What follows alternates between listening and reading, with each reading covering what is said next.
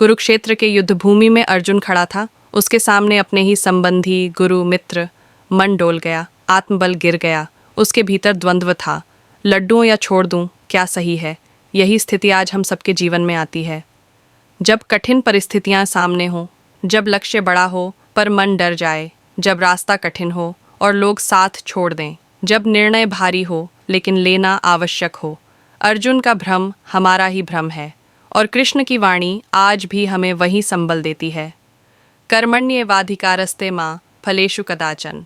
तुम्हारा अधिकार केवल कर्म करने में है, फल में नहीं। इस एक वाक्य में जीवन का महान संदेश छिपा है। परिणाम की चिंता छोड़ो, अपना श्रेष्ठ कर्म करो, सफलता स्वतः पीछे आएगी। गीता का पहला प्रेरक संदेश। कर्म ही जीवन है, कृष्ण समझाते हैं। जीवन का सार कर्म है। जो व्यक्ति कर्म करता है वही आगे बढ़ता है। जो परिणाम के डर से कर्म छोड़ देता है उसका जीवन रुक जाता है। हम देखते हैं कि लोग अक्सर सोचते रहते हैं, अगर सफल न हुआ तो लोग क्या कहेंगे, नुकसान हो गया तो। इसी डर में अवसर निकल जाते हैं। गीता कहती है, डर मत, कर्म कर, परिणाम भगवान पर छोड़। कर्म का अर्थ केवल नौकरी या व्यापार नहीं। कर्म है अपने लक्ष्य के लिए प्रयास, परिवार की जिम्मेदारी, खुद के विकास का प्रयास, समाज के लिए योगदान। कर्मशील इंसान कभी खाली नहीं बैठता। वह प्रतिदिन खुद को आगे बढ़ाता है, सीखता है, गिरता है, फिर उठता है। और यही जीवन की असली वीरता है। आत्मबल और मन पर नियंत्रण गीता का दूसरा बड़ा संदेश है। मन ही मित्र है और मन ही शत्रु। जीत बाहर नहीं, पहले भीतर होती है। जो अपना मन जीत ले वह संसार जीत लेता है। हमारा मन ही हमें आज उठकर मेहनत करने के लिए प्रेरित करता है या बिस्तर पर पड़े रहने को बहाना देता है। इसीलिए कृष्ण कहते हैं, मन को वश में करो, ध्यान और तप से उसे स्थिर करो। मन को साधने के उपाय: प्रतिदिन थोड़ा समय शांति में बैठें, सकारात्मक विचार पढ़ें, सुनें, लक्ष्य लिखें और रोज़ उन्हें याद करें। आलस या नकारात्मकता आए तो तुरंत कार्य में लग जाएं।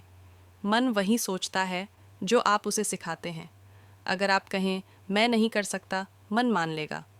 अगर कहें मैं कर सकता हूँ, मन शक्ति देगा। जब जीवन में निराशा आए, अर्जुन की तरह हम भी कई बार टूट जाते हैं। कभी आर्थिक समस्या, कभी रिश्तों की उलझन, कभी असफलता। ऐसे समय गीता कहती है, यह भी बीत जाएगा, दुख स्थायी नहीं। अंधेरा कितना भी गहरा हो, सूरज फिर उगेगा। कृष्ण सिखाते हैं, असफलता अंत नहीं, गिरना सीखने की शुरुआत। हर दर्द नई शक्ति देता है। जो धैर्यवान है वही विजेता बनता है। भक्ति और ज्ञान दोनों आवश्यक, कृष्ण कहते हैं। भक्ति बिना ज्ञान अधूरी और ज्ञान बिना भक्ति कठोर। भक्ति हमें विनम्र बनाती है और ज्ञान सही दिशा देता है। भक्ति का अर्थ केवल पूजा नहीं, प्रेम, सेवा, करुणा और कृतज्ञता भी भक्ति है। जब हम भगवान को याद करते हैं, मन शांत होता है। जब हम अच्छे कर्म करते हैं, जीवन प्रकाशमय होता है। निष्काम कर्म सफलता का बीज। गीता का सार यही है, कर्म करो, फल की चिंता मत करो। यह सुनने में सरल पर जीवन में बड़ा गहरा सिद्धांत है। आप किसान बनकर देखें, बीज बोना आपका काम है, लेकिन बारिश, मिट्टी, हवा ये सब ईश्वर के हाथ में है। यदि किसान फल की चिंता में बोना ही नहीं चाहे तो खेत खाली रह जाएगा। इसी तरह आप मेहनत करो, लक्ष्य की ओर बढ़ो, ईमानदारी से अपना सर्वश्रेष्ठ दो फल स्वतः आएगा। कभी जल्दी, कभी देर से, पर आएगा ज़रूर। आत्मविश्वास का संगीत, कृष्ण का स्वर। जब अर्जुन हतोत्साहित हुआ, कृष्ण ने कहा, उठो हे परंतप, यह युद्ध धर्म का है। यही वाणी आज हमसे कहती है, उठो, निराश मत हो, तुम्हारे भीतर अपार शक्ति है। तुम जन्म ही इसलिए लिए हो कि महान कार्य करो। जब तक आप खुद पर विश्वास नहीं करेंगे, दुनिया आपको नहीं मानने वाली। अभी तक लगभग 1200 से अधिक शब्द पूरे हो चुके हैं।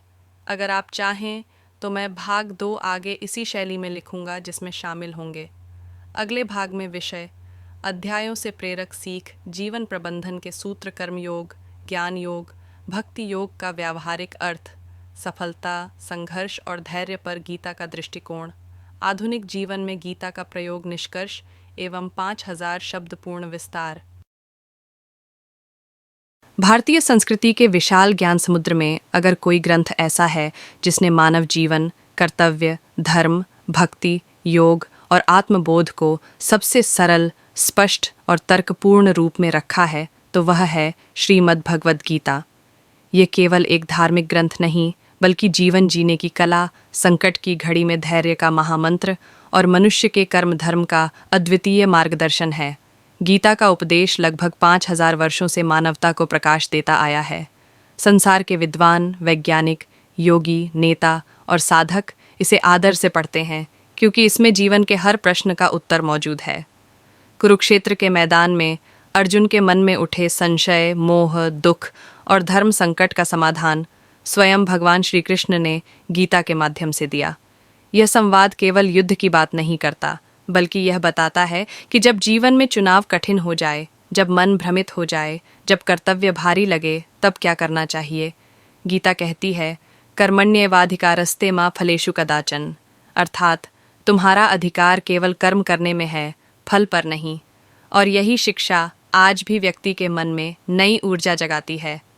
महाभारत का प्रसंग और गीता का उद्गम। महाभारत का युद्ध केवल दो कुलों का संघर्ष नहीं था। यह धर्म और अधर्म का टकराव, नीति अनीति की परीक्षा और मनुष्य के निर्णयों का परिणाम था। पांडव और कौरवों के बीच वर्षों का मतभेद अंततः युद्ध में बदल चुका था। दोनों पक्षों की सेनाएं युद्ध भूमि में खड़ी थीं। शंख बज चुके थे, रथ सज चुके थे, सेनाएं तैयार थीं। अर्जुन जब अपने रथ पर खड़े होकर युद्ध भूमि देखते हैं तो उन्हें वीर योद्धा ही नहीं दिखते, बल्कि अपने गुरु द्रोणाचार्य, पितामह भीष्म, चचेरे भाई, रिश्तेदार, मित्र और अपना वंश दिखाई देता है। भावनाएं उमड़ पड़ती हैं, उनके हाथ कांपते हैं, धनुष गिर जाता है, मन युद्ध से विमुख हो जाता है।